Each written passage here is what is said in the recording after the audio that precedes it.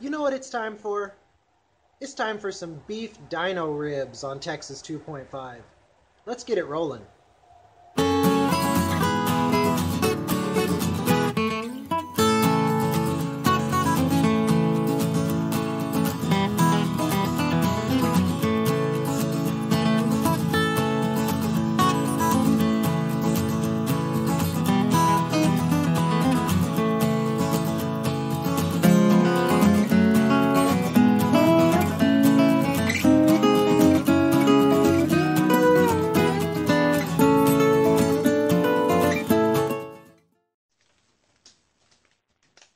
Alright y'all, here's what we got going on. Beef short ribs, 5 pounds of them. This pack came with 4 ribs. Sometimes you get 3, sometimes you get 4, I think I've been told, out of a plate of beef ribs. But look at these beauties. Now these ones are pre-sliced. You'll see that Malcolm Reed has a really good beef short rib recipe where his butcher cut them in half, so they truly are short ribs.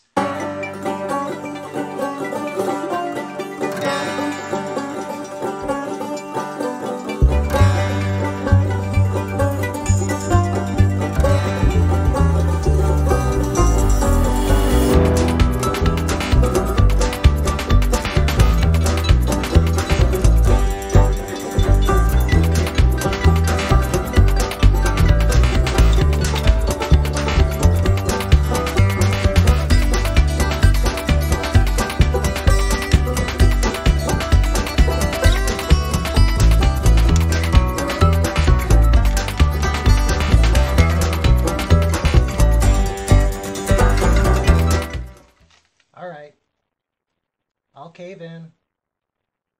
One last key ingredient today in honor of Texas. We'll put a little more coarse black pepper across the top. Not a lot now. Remember, I got family members here. But just a little bit extra. There we go. Let's get to the smoker. Alright y'all, here we go. I apologize, it's a little windy out here today, and there's a little more traffic noise than usual. But our charcoal is ready to go. Right now what I'm using is a little bit of pecan chunks, and later I'm going to add some hickory and cherry from my wood pile. So that's what we're using today.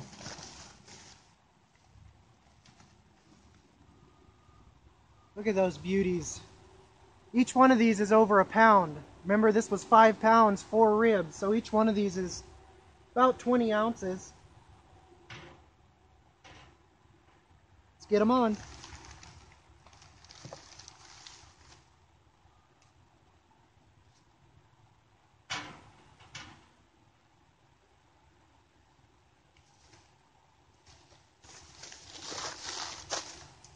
Alright, there they are. This is going to be a fun day. One last look at them before the lid goes down. These are going to change dramatically throughout the day as that meat draws back, reveals large sections of bone, and gives us really thick, tall, dino-style ribs. I can't wait. In case you're wondering, I will be monitoring today. However, I will only be monitoring my grate temp. So I'm just using one probe today. It fired right up there when I hit the power button the right way. And it's telling me we're at 254 and climbing. And that's because I have not adjusted my Weber vents down yet. They're all still wide open. And so as soon as I shut this video off, I'm going to go close them each down to a pencil width, as I always start out with, and adjust from there. There we go. 262 and climbing. See ya for another update here soon. It's time for the 2-hour check, y'all. I have not even peeked at these ribs since we put them in, okay? So y'all are going to be with me when I open this lid. But I'm going to tell you right now, the smell coming out of this smoker is incredible. We've been rocking and rolling. We've been bouncing between 280 and 300 for the entire 2 hours. But let's take a look at these babies. All right, the big reveal. I haven't looked at them. Y'all are sharing this moment with me. Oh, baby. That is awesome looking. Look at the brown, beautiful. Everybody says mahogany, but I honestly think what looks like to me is more of a chocolatey. There's definitely some reddish mahogany to it, but I really like that chocolatey color where you're getting a little bit darker than red. A nice deep brown. We got some really nice bark forming on some spots on some of these. And again, I'm not using water, so these are dry smoking. All that moisture you see down in the pan, in the water pan, is just the drippings from these bad boys. And so the steam, the little bit of steam that's being created is the delicious juiciness from these own ribs, and they're basically being basted in their own awesome fat flavors. Look at the pullback we've already gotten on this one bone. These bones also good pullback on both sides. These guys are starting to tighten up and get nice and tall, as I said would happen.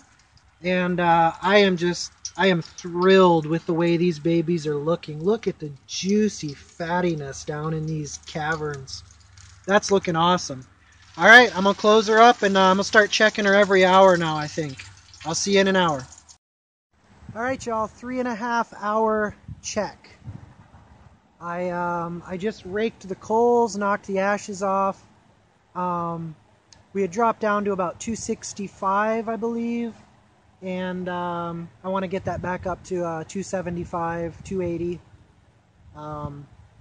As you know, I'm a hot and fast smoker. I can't remember if I told you, but at the 2 hour mark, I added a nice big chunk of cherry and oak. If I said hickory, that was a mistake. I meant oak. I don't have access to hickory here unless I buy it at Home Depot or something, and that's too expensive. Anyhow, 3.5 hour mark. Let's check these babies out. Again, first glance for both of us. We'll share this moment together. Oh, baby. We got a lot of smoke rolling because I remember I just 2 minutes ago stoked that fire and exposed those partially burned wood chunks to the coals again. But baby, are these things coming along nice. Maybe next time I'll take the video first and stoke the fire second. But wow, that is some beautiful, really even color on those. If you remember last time I was pointing to some nice looking beautiful spots. But these ribs have completely taken on that nice dark chocolate color I was talking about. Wow, that's really smoking my head off. And all the way around, they are beautiful, chocolatey, dark brown looking. Alright, I have a confession. Y'all ever change your mind before mid-cook? Well, I just did. But I thought, you know what? I'm going to go inside, grab my thermopop, and probe these bad boys and see where we're at. Every single one of them was at 170, except for one, which was at about 179. And I've been planning to wrap a couple of these a very special way and leave 2 of them unwrapped because I want to try them both ways. Again, this is my first time doing beef short ribs, and so I want to get 2 different experiences. I want the full, regular, dry rib experience, thick crust, thick bark, tons of smoke, traditional barbecue style, no sauce. I'm going to do a couple that way. But I also wanted to try something special. I also wanted to try Malcolm Reed's method for finishing his beef short ribs, which I saw in one of his videos last night, and I'll post the link down below. Basically what you got here is carrot, celery, onion. That's 1 whole yellow onion, medium sized. You got 1 can of 14.5 ounces of beef broth, about an equal amount of red cooking wine, which will obviously cook off during the cook. It's just there for flavor. This is in a lot of sauces for beef short ribs at your fancy restaurants. And half a stick of butter cut up into 6 pads, as well as a packet of Lipton onion soup mix. So I'm going to throw 2 of the ribs in this and foil it over and finish them to 200, 205 in this. And then I'm going to finish the other 2, as I said, out in the open, traditional Texas dark bark style. I know we just saw these a few minutes ago, folks, but would you just look at that? I mean, is that not just gorgeous? And by the way, in case you're wondering, when I probed these a few minutes ago, not only were they getting up to temp nicely, but they were already feeling tender. There was not a bit of hard resistance. They were already starting to feel soft, and pretty soon they'll be like butter. Probably another hour, hour and a half at most. That's why I love hot and fast smoking, y'all. You can do it. Save you some time. Turn out delicious barbecue. These are going to be awesome. All right, y'all, 5 hours. Let's see what we got.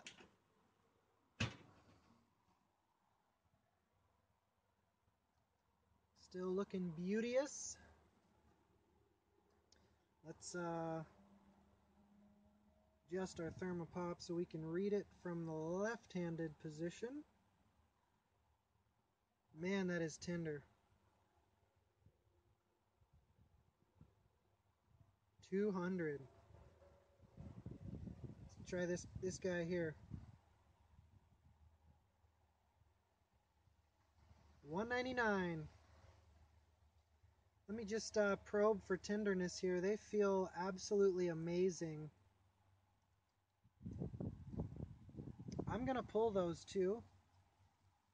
Give me a second here to pull back the tin foil and we'll check these ones here. Truly, I wish you could smell this. These babies smell amazing. Wow. My carrots are soft. I wasn't expecting that, to be honest with you, with the liquid being at room temperature and not preheated. I was thinking this would take a while to pick back up steam. And it has internally in the meat, as you can see, this stalled out a little bit because I put it into cooler liquid. But the mid 180s, low 180s there. Yeah, but the thing is, they feel tender. However, I'm going to leave them on for a little while longer because I learned my lesson with that beef roast last weekend.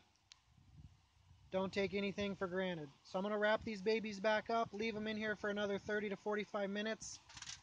But right now, let's go taste one of these inside, y'all. All right, y'all. Moment of truth. Look at these bad boys. They are looking delicious. All the way around. Great color, great pullback. They got real nice and tall for us, just like we like. Now, as always, it's really important to rest your meat after you barbecue. So I've let these rest for over 3.5 minutes before I'm digging into them.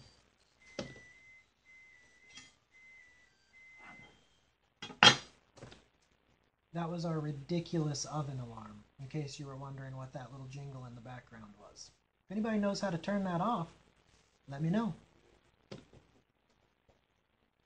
Here we go.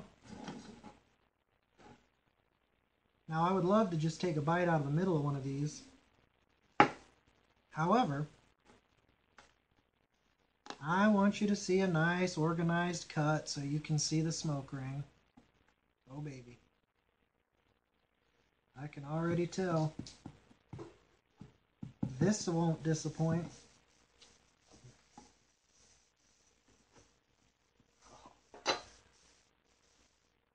Look at that. Still steamy.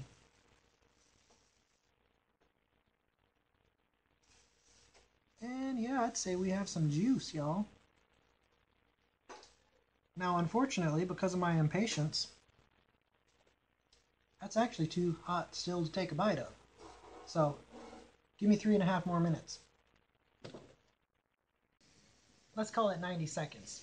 That's plenty. Let's dig into one of these.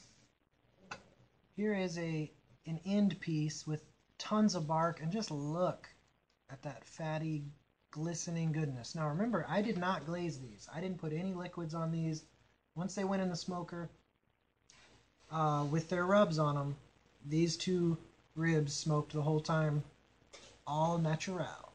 So this is still juicy, flavorful goodness, and we got them to 200 degrees without drying them out. And we did it hot and fast. 5 hours. You can do it.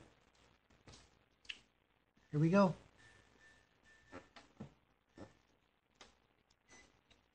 Oh.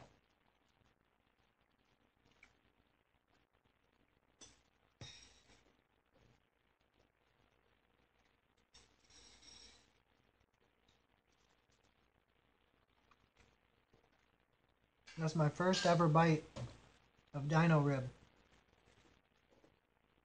That is good, y'all.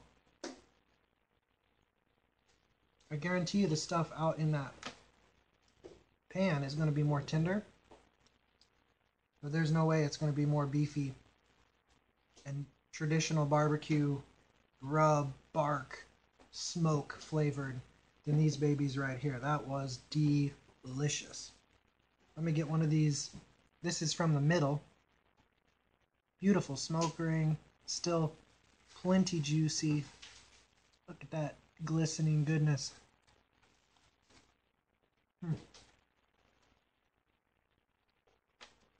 That's my favorite bite. A little bit less bark, a little bit more interior fattiness.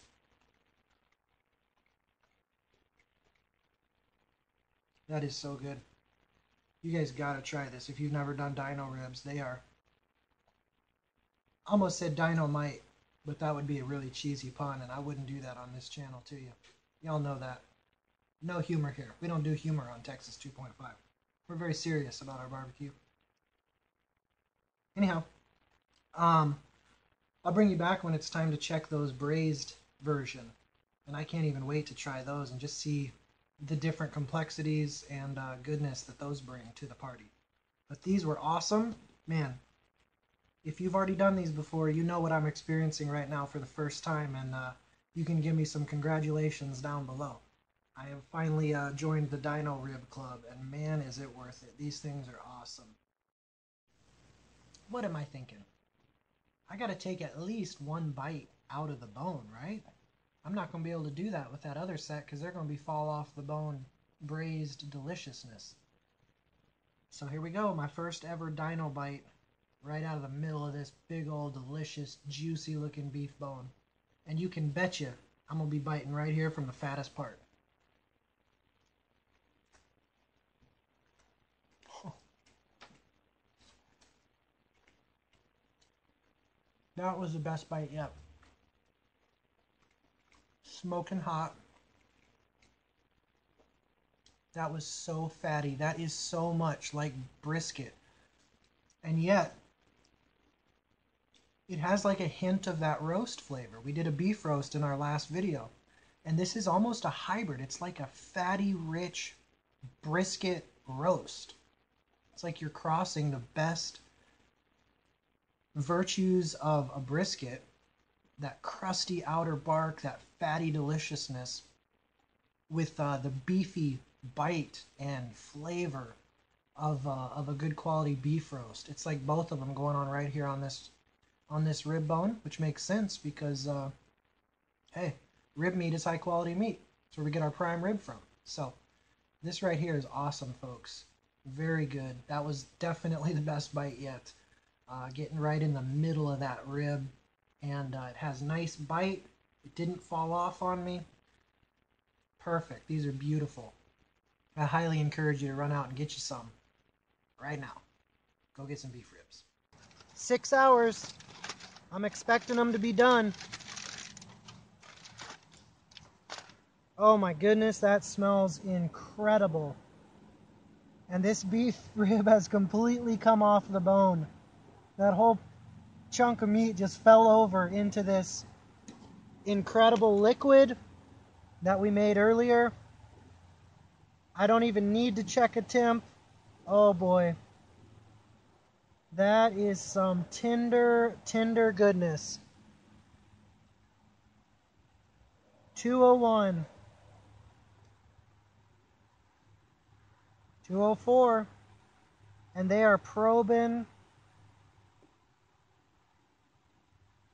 Is butter too overused of an analogy? Hey, ain't nobody don't like butter. At least not no normal folk. Ain't that right, y'all? Let me get into one of these for you so we can send you home happy with another good idea of a barbecue cook.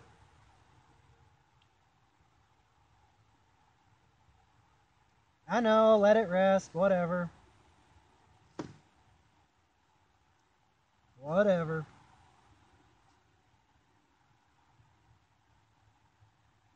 All right. I'm taking a bite right from the middle, right in that fatty goodness. Man, I'm gonna eat those carrots and onions too. I'm gonna save that. Here we go. I'm gonna kneel down so you can see my delighted expression. You ready?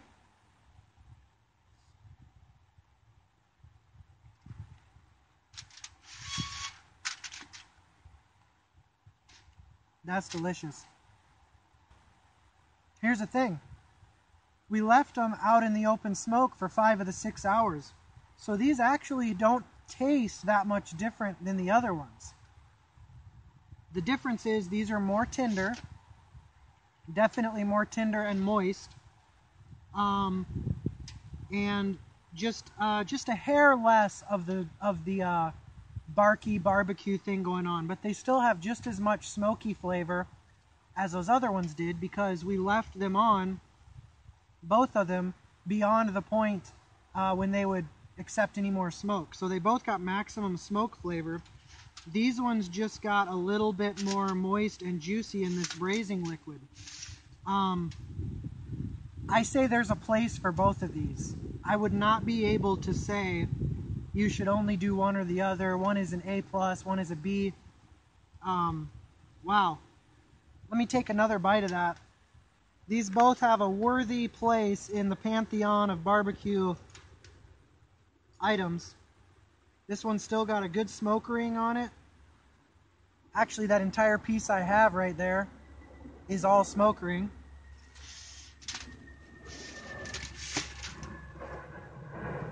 That's juicy and delicious. Honestly, the thing that surprises me the most, I expected a bigger difference, to be honest with you. There probably would have been if I would have pulled these at 140 and done this for 2 or 3 hours instead of just one. Maybe that's what I'll do next time. But these, the way I did them, both of those are really close to one another in flavor. The main difference is just in texture. These are softer and wetter, obviously, and those other ones, if you like dry ribs, do it the other way. If you like just rub and bark and no sauciness, then you're going to want to do it the other way. In my book, I have a spot for both of these in my barbecue collection. So this was an enjoyable cook, a fun experiment. Hope y'all enjoyed it too. I can tell you one thing. I'll be doing some more beef ribs down the road. This is good, y'all. Texas 2.5. See you later.